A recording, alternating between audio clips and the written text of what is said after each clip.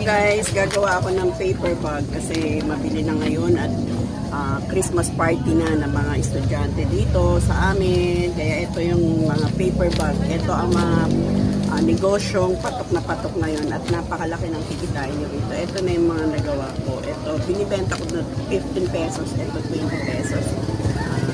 Sa isang wrapper, sa isang buong wrapper, tulad nito, dalawa magagawa mo sa isang wrapper. So, 30 pesos yan kapag nabenta mo. Pag isang buo, 20 pesos ko lang siya binibenta. DIY tayo, guys. Ang puhunan lang naman ng isang wrapper is 350. Sipin mo yan. Tutubo ka. 30 pesos kapag nagawa mo. 30 pesos dalawa. Siyempre may handle pa. Hindi naman din ganun kadali gumawa.